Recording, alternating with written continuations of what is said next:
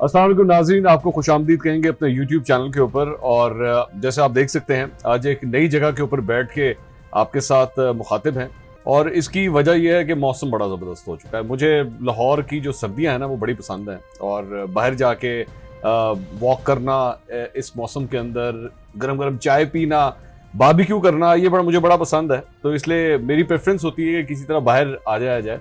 और जैसे ही हमारे प्रोड्यूसर साहब ने ये कहा कि जनाब बाहर बैठते हैं, तो मैंने फौरन हामी भर दी। तो बड़ा दिल करता है कि बाहर ही बैठ के जो है वो आपसे बातचीत की जाए, लेकिन कभी कभार काम की वजह से ऐसा मुमकिन नहीं होता। गर्मा गर्म खबरें इस ठंडे मौसम के अंदर आपके साथ शेयर करनी है, और गर्म इसलिए है, मामला है काफ लीग का। जैसा कि आपने थंबनेल के ऊपर भी देखा है, मामला है काफ लीग का। आज मेरे कप्तान ने एक जोहराना रखा था, और अपने इस जोहराने के ऊपर अपने तमाम इत्तेहादी जमातों को उन्होंने दावत दी इस जोहराने के ऊपर, और जिसमें MQM भी शामिल थी, जिसमें GDA भी शामिल थी, बाप पार्टी भी शामिल थी, शेख रशीद अहमद साहब भी शामिल थे, और इसके साथ साथ अख्तर मेंगल साहब को भी बुलाया गया था। लेकिन अख्तर मेंगल साहब ने जाने से इनकार कर दिया, और साथ ही साथ काफ लीग ने भी जाने से इनकार कर दिया। जब यह पता लगा मुझे कि काफ लीग ने जाने से इनकार कर दिया है, तो फिर जाहिर बात है, एक सहाफ़ी होने के नाते हमारा काम था कि हम जरा पता कराएं कि आखिर कहानी क्या है। तो काफ लीग के एक बड़े सीनियर ज़राए से गुफ्तगू हुई, और तकरीबन 20-25 मिनट की ये गुफ्तगू थी।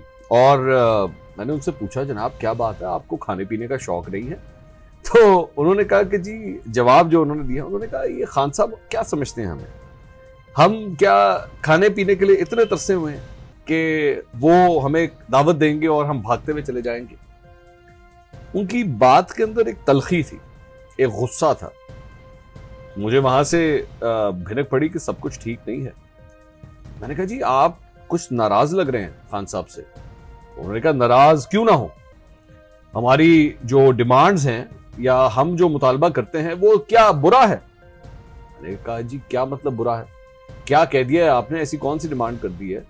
उन्होंने कहा, हमारी इज्जत नहीं है, हमारी रिस्पेक्ट नहीं की जाती जो हमें मिलनी चाहिए। मैंने कहा, जी क्या मतलब इज्जत नहीं की जाती? उन्होंने कहा, आप मुझे एक बात बताएं, पाकिस्तान तहरीक इंसाफ कितनी जमातों के अंदर इस वक्त इत्तेहाद के अंदर मौजूद, कितनी जमातों के साथ इत्तेहाद पे मौजूद है? मैंने कहा, जी आप हैं, MQM है, GDA है, बाप है, शेख रशीद अहमद साहब हैं। उन्होंने कहा, पाकिस्तान तहरीक इंसाफ बलूचिस्तान के अंदर जो है वो अक्सरियती जमात तो नहीं है।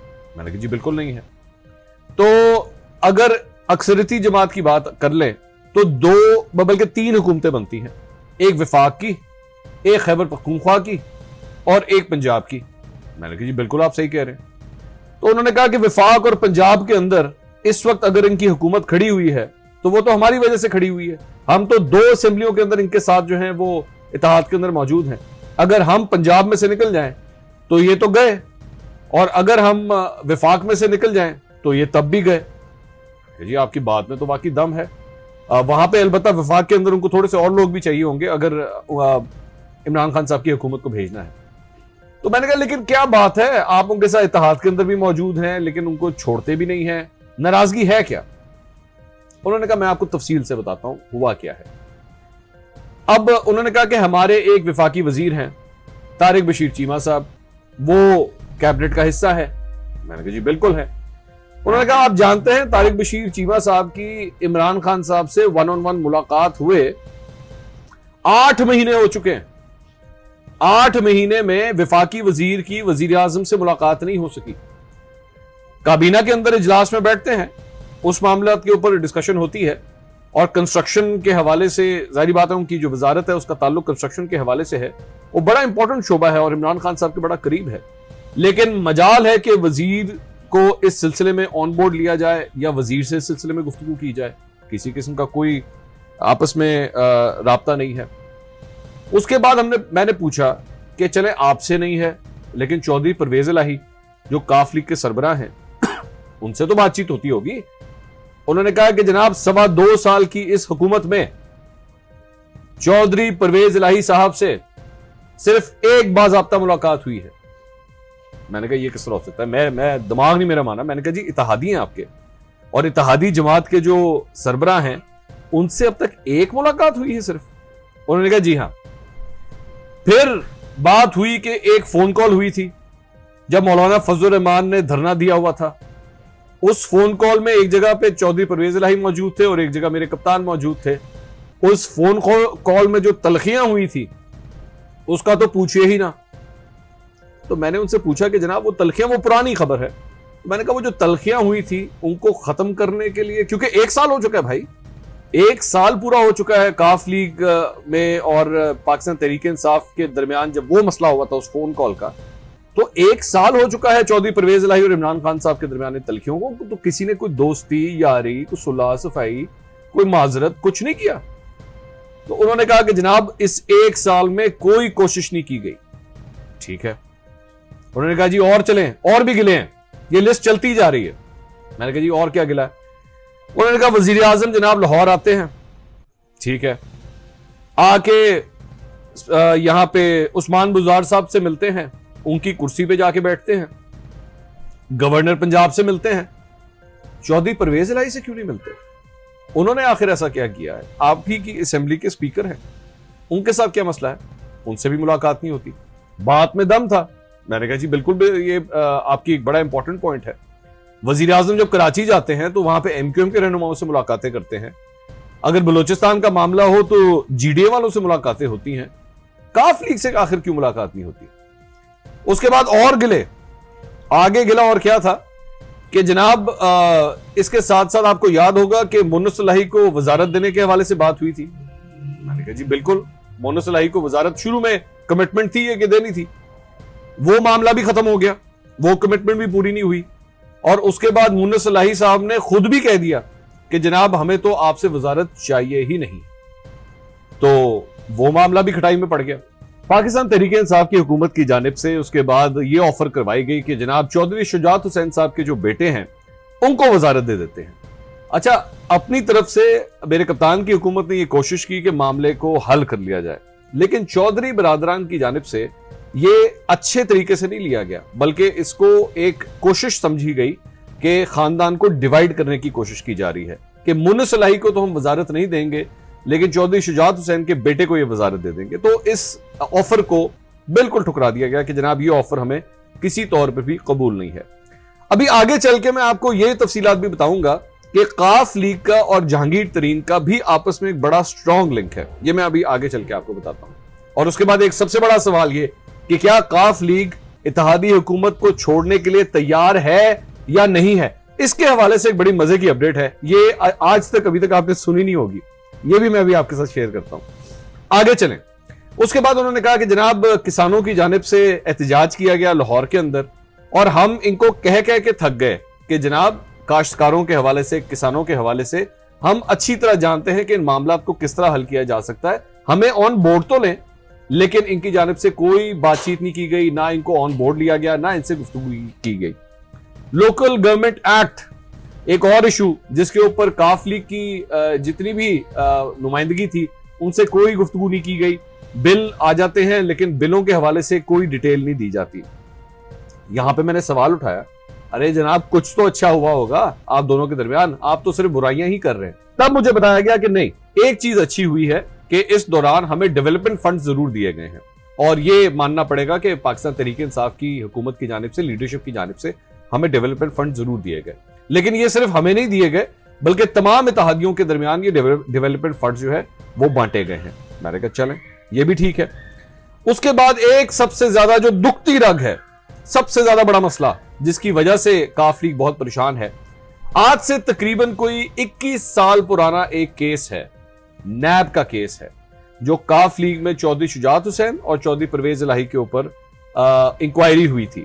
وہ انکوائری اثاثہ جات کے حوالے سے تھی کہ آمدن سے زائد اثاثے بنائے گئے تھے. وہ کیس 1999 میں اس وقت کے جو انکوائری آفیسر تھے انہوں نے اس کو بند کر دیا تھا. دور پرویز مشرف صاحب کا تھا، یہ ذہن میں رکھیے گا. اس انکوائری کو 2018 میں آ کے 2018 کے اینڈ میں یا 2019 کے شروع میں دوبارہ کھول دیا گیا ہے، اور جس کی وجہ سے کاف لیگ بڑی پریشان ہے. وہ یہ کہتی ہے کہ جناب اصل میں یہ کیس جو کھولا گیا ہے، جو 20 سال پرانا تقریباً کیس ہے، اسے صرف اس لیے کھولا گیا ہے تاکہ ہمیں باندھ کے رکھا جائے، تاکہ ہمیں کہیں جانے نہ دیا جائے. اس کیس کے ذریعے دراصل میں ہمیں بلیک میل کرنے کی کوشش کی جا رہی ہے تاکہ ہم اتحادی حکومت کو نہ چھوڑیں. تو یہ اس قسم کے جو اقدامات ہیں، یہ پوری جو آپ نے ہسٹری سنی ہے، اس کی وجہ سے کاف لیگ اور حکومت کے درمیان پریشانی ہے۔ پھر اگلا سوال میرا یہ تھا کہ جناب یہ بتائیے کہ اگر اتنے مسائل ہیں تو کیا آپ اتحادی حکومت کو چھوڑ رہے ہیں؟ تو تب اس ذرائع نے مجھے یہ کہا کہ جناب آپ کو یاد ہوگا مونس الہی صاحب نے حامد میر صاحب کو ایک انٹرویو دیا تھا، اور اس کے اندر انہوں نے کہا تھا کہ جناب اگر آپ کو عمران خان صاحب کو میری شکل پسند نہیں ہے تو ویسے ہی کھل کے بتا دیں تاکہ پتہ لگ جائے۔ تو اس وقت بھی مونس الہی نے کہا تھا کہ ہم تب تک یہ اتحادی حکومت نہیں چھوڑیں گے جب تک ہمیں دھکے دے کے اس اتحادی حکومت سے نکالنا دیا جائے۔ یہاں پہ پھر میرا ایک اور سوال تھا، میں نے یہ پوچھا کہ یہ بتائیے کہ آپ کہیں اس وجہ سے تو نہیں چھوڑ رہے کہ اپوزیشن کے ساتھ اب تک آپ کی کوئی ڈیل نہیں ہوئی؟ اگر اپوزیشن نے آپ سے ڈیل کی یا آپ کو آفر کی تو کیا دروازے ان کے لیے کھلے ہیں؟ اس کا جواب مجھے بڑا انٹرسٹنگ ملا۔ انہوں نے کہا جناب اپوزیشن کی جانب سے ہماری نہ کوئی بات چیت چل رہی ہے، نہ کوئی نیگوسیشنز چل رہی ہیں، نہ انہوں نے مجھ سے رابطہ کیا ہے۔ میں نے کہا ٹھیک ہے، لیکن یہ بتائیے کہ کیا اگر رابطہ کر لیا جاتا ہے تو پھر؟ تو اس کا جواب یہ تھا کہ سیاست میں کبھی بھی دروازے بند نہیں کیے جاتے۔ یہ جملہ بڑا معنی خیز ہے کہ سیاست میں دروازے کبھی بند نہیں کیے جا سکتے۔ اگر ایک جگہ پہ پاکستان ڈیموکریٹک موومنٹ 11 جماعتیں اکٹھی ہو کے اس حکومت کے خلاف ایک تحریک چلا رہی ہیں، اور اگر یہ تحریک جس میں مولانا فضل الرحمان بڑی اہمیت رکھتے ہیں چودھری برادران سے تعلقات کی بنیاد پہ، اگر وہ چودھری برادران سے رابطہ کر لیتے ہیں تو سیاست میں دروازے کھلے ہوتے ہیں۔ بڑی معنی خیز تھی یہ بات۔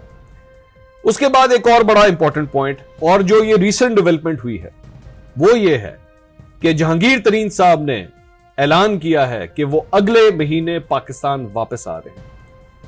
3 یا 4 دن پہلے میں نے ایک ویلاگ کیا تھا جس کا لنک آپ اس وقت ڈسکرپشن کے اندر بھی دیکھ سکتے ہیں، ذرا جا کے ادھر یہ کہانی سنیے گا کہ میں نے آپ کو کیوں اس وقت کہا تھا کہ جہانگیر ترین بھی تو واپس آ سکتے ہیں۔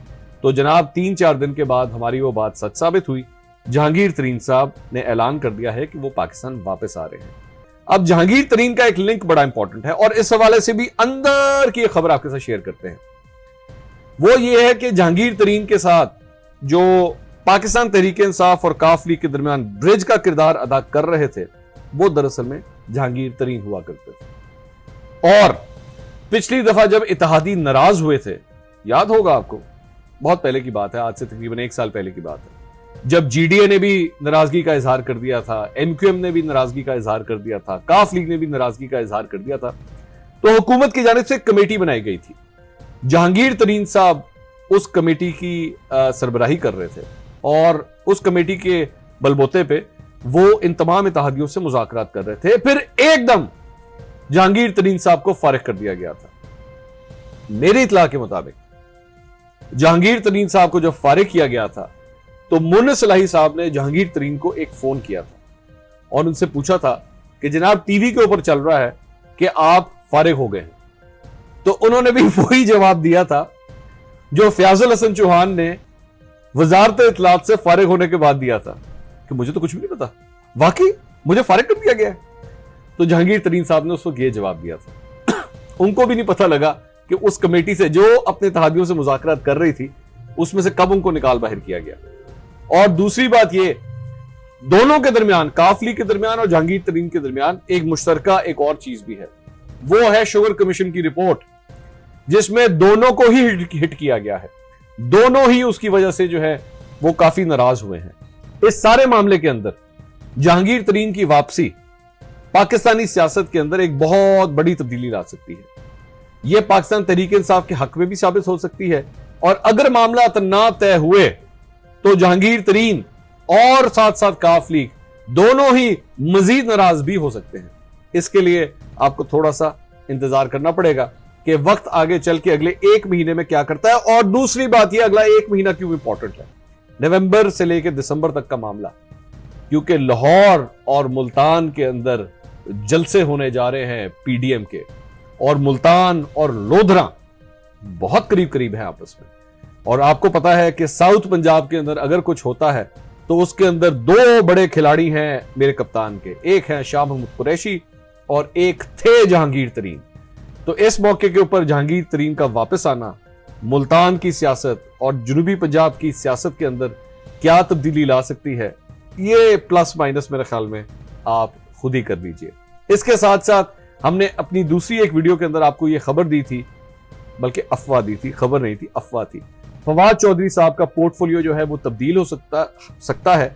اس سلسلے میں ایک اور ڈیولپمنٹ آج ہوئی ہے جو مجھے موصول ہوئی، وہ بھی میں آپ کو دے دیتا ہوں۔ وہ یہ ہے کہ شاید معاملہ صرف فواد چودھری تک نہیں ہوگا، کئی اور ٹوپیاں بھی ایک سر سے دوسرے سر کے اوپر گھمائی جائیں گی اور بھی کچھ مزید لوگوں کے پورٹ فولیو جو ہیں وہ تبدیل ہو سکتے ہیں۔ یاد ضرور رکھیے گا، چینل کو سبسکرائب کرنا مت بھولیے گا، کیونکہ اس قسم کی خبریں آپ کو انہی ویلاگ کے ذریعے ملتی ہیں۔ بیل آئیکن پریس کر لیجئے گا تاکہ آپ کو نوٹیفیکیشن ضرور ملتا رہے۔ آئندہ دوبارہ ویلاگز کے اندر آپ سے دوبارہ بھی ملاقات ہوتی رہے گی، کیونکہ آج ہم لوگ اس آؤٹ ڈور لوکیشن کے اوپر بیٹھ کے یہ ویلاگ کر رہے ہیں، تو یہ جو آس پاس کا شور ہے یہ ایک نیچرل ساؤنڈ ہے۔ جب آپ باہر بیٹھتے ہیں تو یہ ساؤنڈ بھی پھر آپ کو ساتھ ہی ملتا ہے۔ اب معذرت اگر آپ کو اس سلسلے میں کوئی تکلیف ہوئی ہو، لیکن اب یہ سلسلہ چلے گا اور ہم کوشش کریں گے کہ کم سے کم شور کے اندر آپ سے ہم کلام ہو سکے۔ ویڈیو دیکھنے کا بہت شکریہ، اللہ حافظ۔